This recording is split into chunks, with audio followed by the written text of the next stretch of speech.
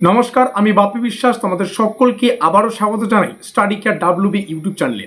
আজকের এই ভিডিওটি কলেজের প্রত্যেকটা ছাত্রছাত্রীদের জন্য অত্যন্ত গুরুত্বপূর্ণ, কারণ বর্তমানে পশ্চিমবঙ্গের বিভিন্ন বিশ্ববিদ্যালয়ে কিন্তু নতুন শিক্ষা ব্যবস্থা চালু হয়েছে। তোমরা সবাই জানো এখন আমরা যে কলেজে পড়ছি আমরা কিন্তু 4 বছরের আন্ডার গ্র্যাজুয়েশন কোর্সের সিস্টেমে রয়েছি, অর্থাৎ এখন আমাদের কলেজটা পুরো কলেজ জার্নি 4 বছরের হবে, টোটাল 8টা সেমিস্টারের হবে। কেউ এই পুরো প্রসেসটাকে FYUGP বলছে, কেউ CCFUP বলছে, কেউ আবার শুধুমাত্র NEP এর নতুন সিস্টেম বলছে।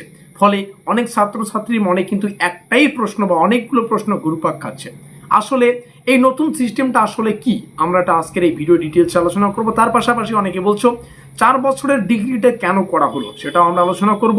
এবং অনেক ছাত্রছাত্রীদের মাথায় এই ধরনের প্রশ্ন আসে যে 3 বছরের আগের যে সিস্টেমটা ছিল সেটা কি পুরোপুরি বন্ধ করা হয়েছে।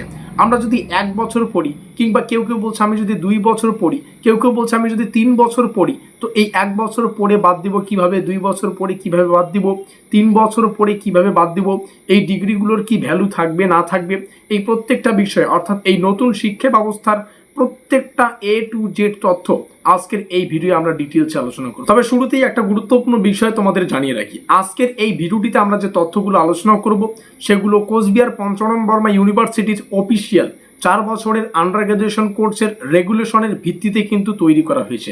তবে এই ভিডিওটি শুধুমাত্র একটি বিশ্ববিদ্যালয়ের ছাত্রছাত্রীদের জন্য কিন্তু স্থায়ী নয় বা লিমিটেড নয়।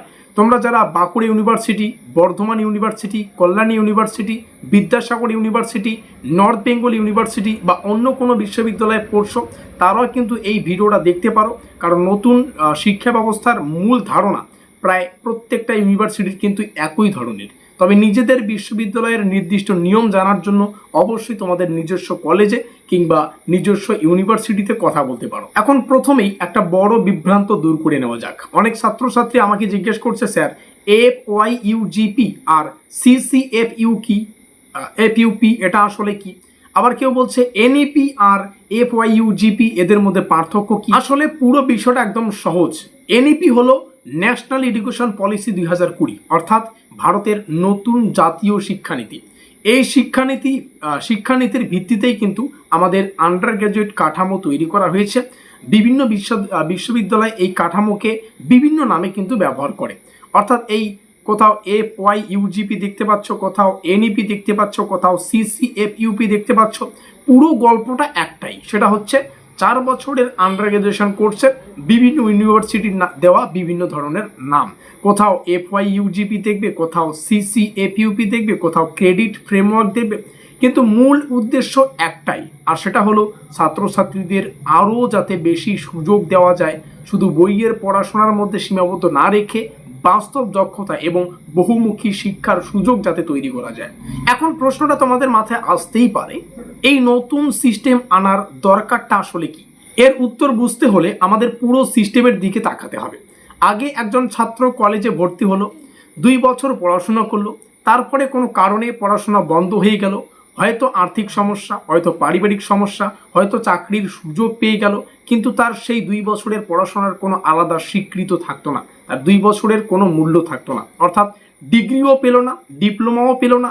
নতুন শিক্ষা ব্যবস্থায় সেই সমস্যার সমাধান করার চেষ্টা করা হয়েছে, অর্থাৎ এখন যে সিস্টেম আছে এখানে তুমি 1 বছর পরেও একটা সার্টিফিকেট পাবে, 2 বছর পরে যদি কলেজ ছেড়ে দিতে চাও তবুও কিন্তু একটা সার্টিফিকেট পাবে। এভাবে কিন্তু 3 বছরেরও রয়েছে, 4 বছরেরও রয়েছে। এখন একজন ছাত্র যতদূর পড়বে ততদূর পর্যন্ত একটি স্বীকৃত শিক্ষাগত যোগ্যতা অর্জন করতে পারবে। এটাই নতুন শিক্ষা ব্যবস্থার সবচেয়ে বড় পরিবর্তন। এখন আসি এই 4 বছরের আন্ডার গ্র্যাজুয়েশন কোর্সের মূল কাঠামোতে। এই FYUGP আমি এতক্ষণ থেকে যে কথাটা বলছি এটার ফুল ফর্মটা এটাই, 4 ইয়ার আন্ডার গ্র্যাজুয়েট প্রোগ্রাম, অর্থাৎ 4 বছরের আন্ডার গ্র্যাজুয়েট কোর্স। তবে এখানেই একটা গুরুত্বপূর্ণ বিষয় রয়েছে। দেখো, 4 বছরের কোর্স মানেই যে সবাইকে 4 বছর পড়তে হবে এমনটা নয়। নতুন ব্যবস্থায় মাল্টি এক্সিস্ট অপশন কিন্তু রাখা হয়েছে, অর্থাৎ একজন শিক্ষার্থী চাইলে নতুন পর্যায় পর্যন্ত পড়াশোনা সম্পূর্ণ করে একটি স্বীকৃত যোগ্যতা নিয়ে কিন্তু বা একটা যোগ্য সার্টিফিকেট নিয়ে কিন্তু সে বেরিয়ে যেতে পারবে।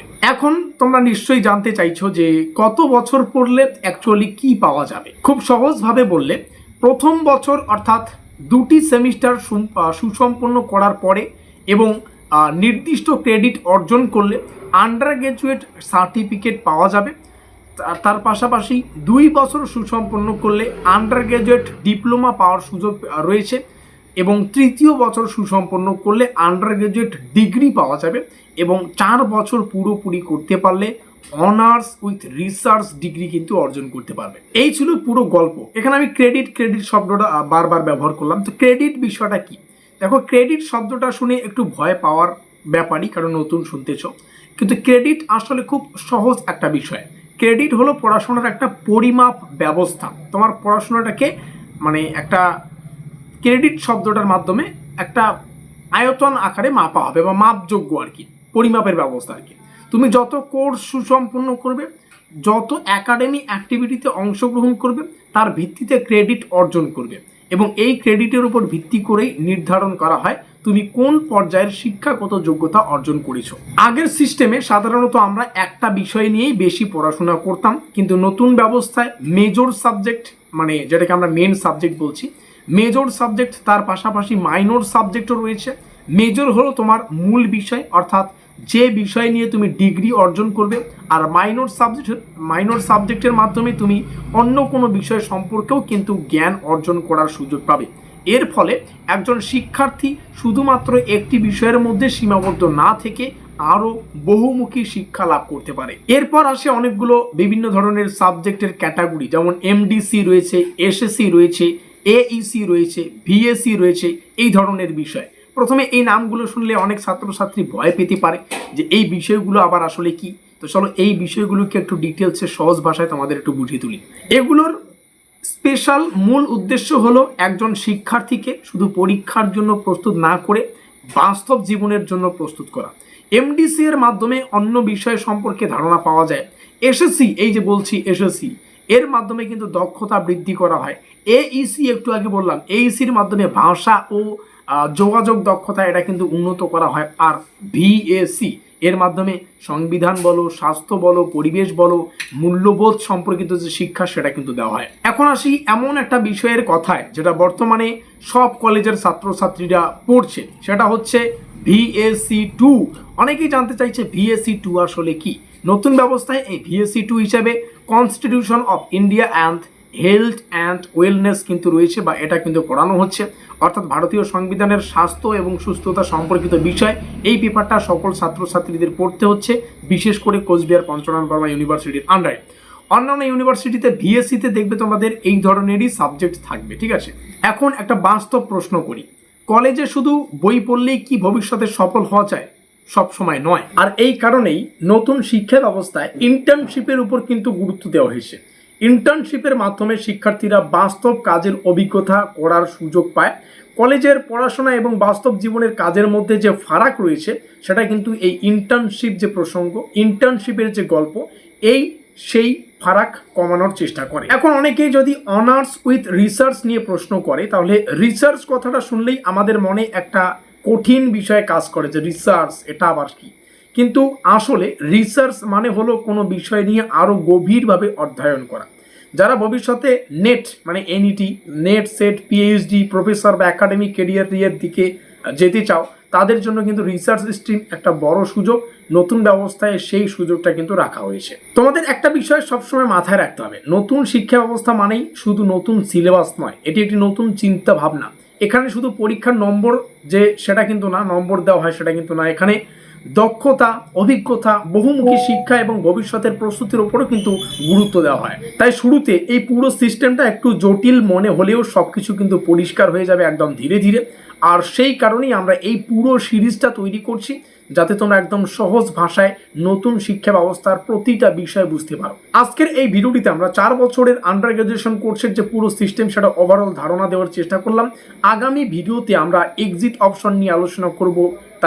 তার পাশাপাশি 1 বছর, 2 বছর, 3 বছর পড়ার পরে ঠিক কি পাওয়া যায় এবং সেই এক্সিট অপশনের সুবিধা ও সীমাবদ্ধতা কি রয়েছে। তাই পরবর্তী ভিডিওগুলো তোমাদের জন্য কিন্তু আরও গুরুত্বপূর্ণ। আজকের এই ভিডিওটিকে শেষ পর্যন্ত দেখার জন্য অসংখ্য ধন্যবাদ। চ্যানেলটিকে সাবস্ক্রাইব করে দাও পরবর্তী ভিডিওগুলো সবার আগে পাওয়ার জন্য।